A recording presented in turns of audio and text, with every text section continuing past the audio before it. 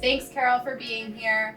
And if you like this content, don't forget to like, subscribe, and follow along. So, today, we're going to be talking about toxic chemicals and substances that come up all the time in real estate and how that's related to insurance. How does an insurance company think about lead paint? We do not like lead paint.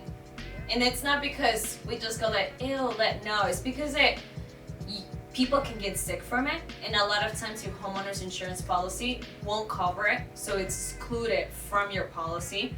Two, sometimes we will ask you, instead of canceling you, we will ask you to get a certificate that says that there is no lead in your home. And usually this happens with older homes because a lot of times, well, in the past, I'm from Peru and a lot of things there have lead paint. And, you know, we are like a couple years behind. So in here, lead paint in a structure of a home is no longer a thing. It's not a chemical infused with your paint any longer. Yeah, so lead paint stopped being a thing in 1978. So it's very unlikely that a house built after 1978 will have lead paint. However, you know, if you have peeling paint, it's always good to ask. In Connecticut, you're required to disclose if there's lead in the paint, if the seller knows about it, and also, you know, the buyer has the right to test for it. And, you know, there is a very high likelihood, especially with the multifamily homes that we're seeing, that were built in like the 1900s through like the 1920s, that there's lead paint. But they've painted 1,000,000 times over that lead paint. So as long as it's contained, it's safer, but you still need to know what you're up against. Because especially if you're a landlord and you're renting to a child, lead paint can be sweet. And so if a child, they'll eat it. Sometimes they'll lick it. They don't know, and it causes neurotoxicity, which the renter can come after the landlord for and sue you up the wazoo. So it happens over time, but when this type of liability cases happen, the person who got injured, in this case this child, the mom, goes back to the day of when it started. So if you had insurance on that day, you should be good to go, except if your insurance company put the exclusion that it doesn't cover lead paint. In that case, you're gonna get sued.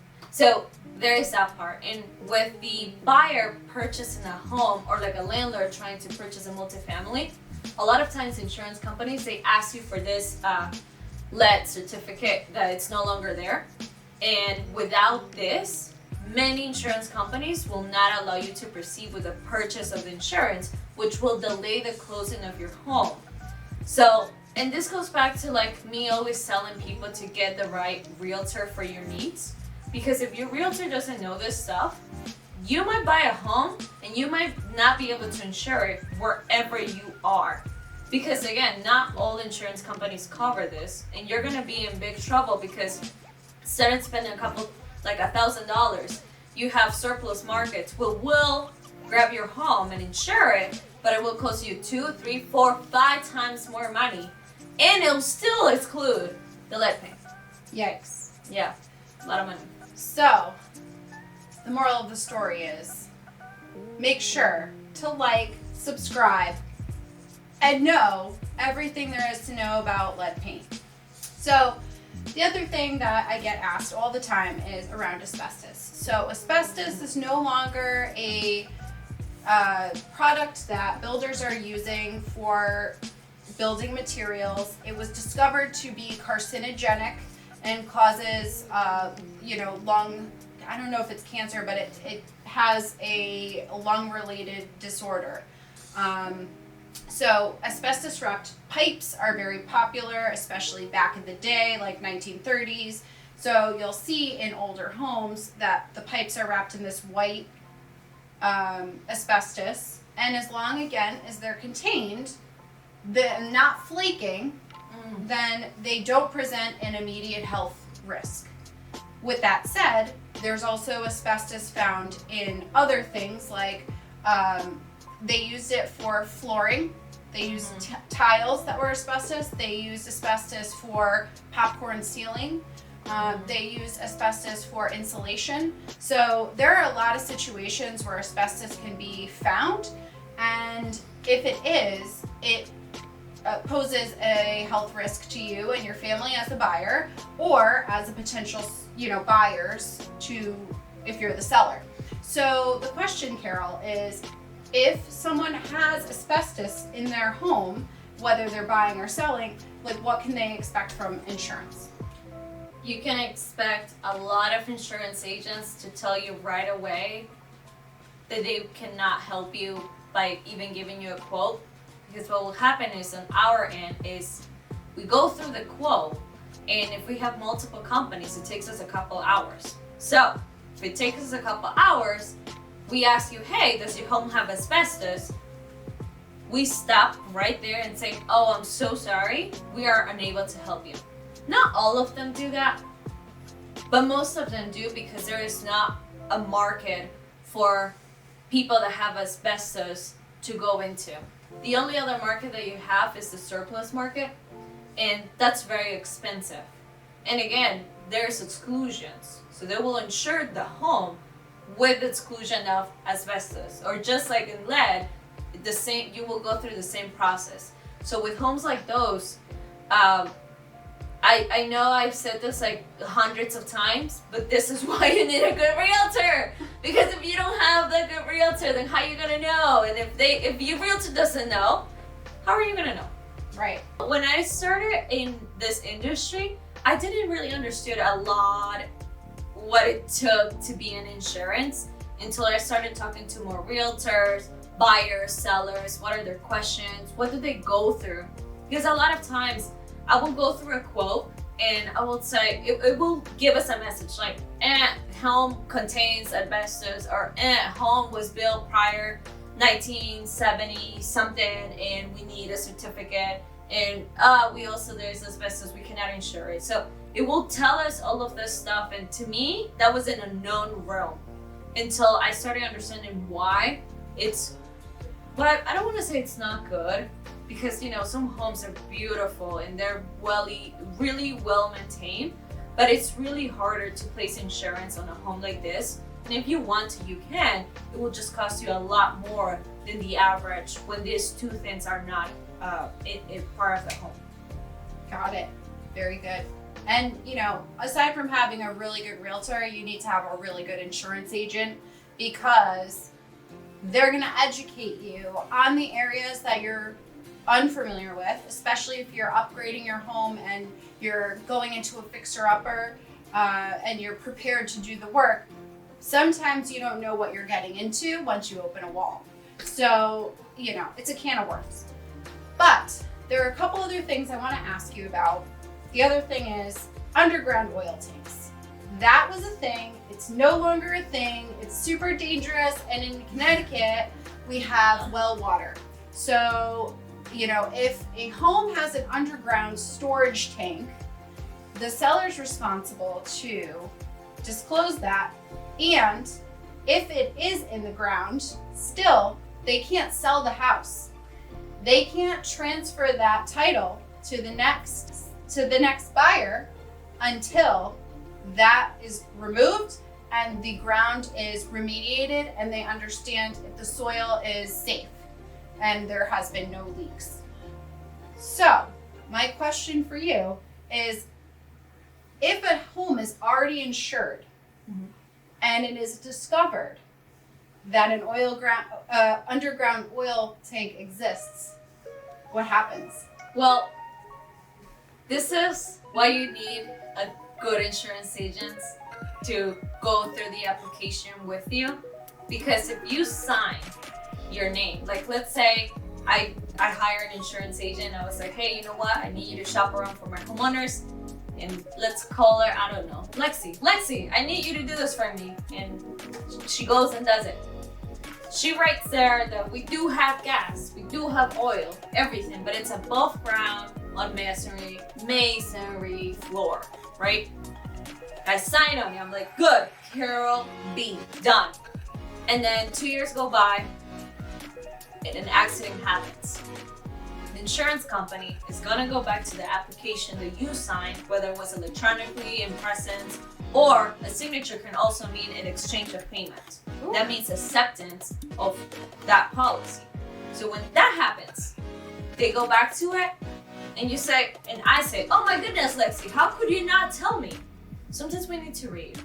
And this is why you have to ask a lot of questions to your insurance agents. A lot of people, when they call me, and I know this happens a lot to a lot of people, they call and say, hey, you know what? I just moved to 123 Banana Street, or oh, I've been in 123 Banana Street for 10 years, and I need to shop around for insurance. Here's my address, shop it around.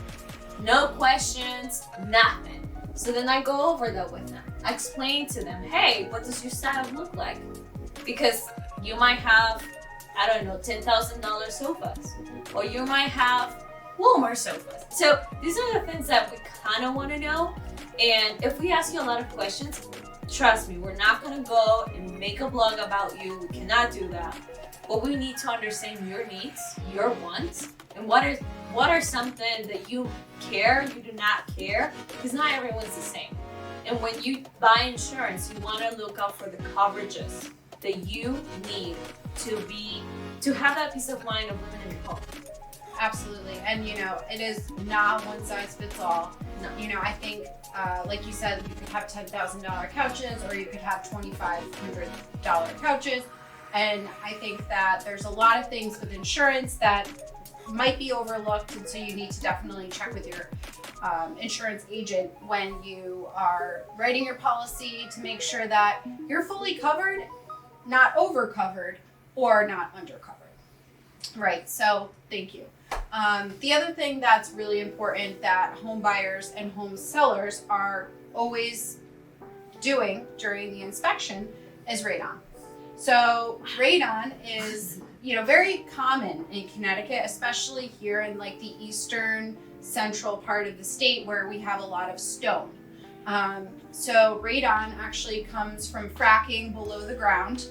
And when that happens, there's this odorless, colorless gas that seeps into your home. And if there isn't a lot of circulation, that gas gets trapped. And if you're spending a lot of time in that area, it's actually the third highest cause of cancer.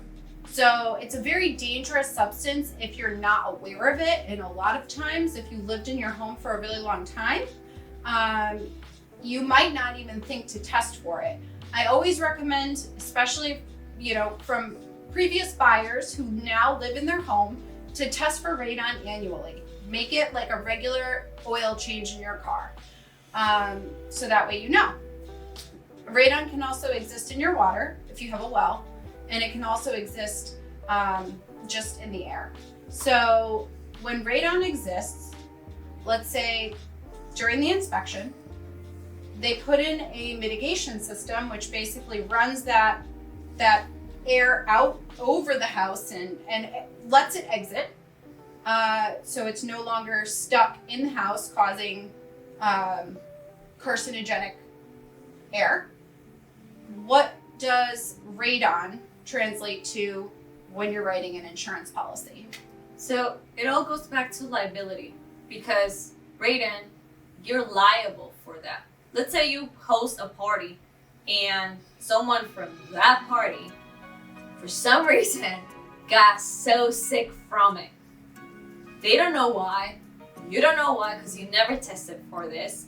But then somehow, some way, the doctor says, hey, you know what? You were in this place on October 16, 2018. So this is why you got sick, and this is why you might have cancer. This person goes back to, I don't know, their calendar and says, oh, where was I? Oh, I was at Robin's house having the time of my life. Robin never looks at her insurance policy. She has no clue what she has for liability. Her income now is overpassing the millions and millions of dollars, because she's gonna be she's gonna be bigger than Martha Stewart, I'll tell you that much. But Martha! I know, we're coming for you, Martha. It's you. too.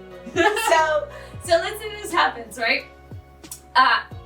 She never checked on her policy, so now she's liable for it. So it just goes back to your liability.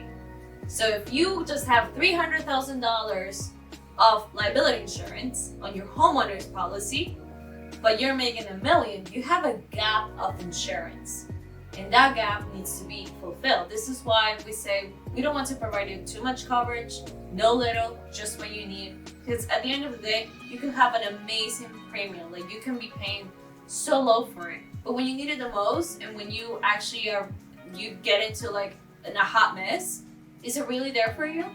Was it really worth it paying those $600, or was it really worth it maybe paying those $650 to be covered to what you needed to be covered? Bingo.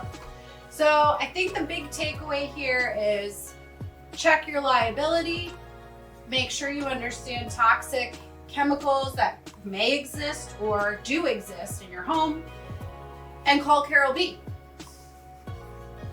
I read the fine print for you so you don't have to do it. And one more thing, get you a good realtor. Ask the questions. The worst that you can get from those questions is a no. And what do you lose? And don't forget to like and subscribe to this channel and pay attention to our upcoming videos so you can get all of the information that you need to know about real estate in Connecticut. Until next time, friends. See you later.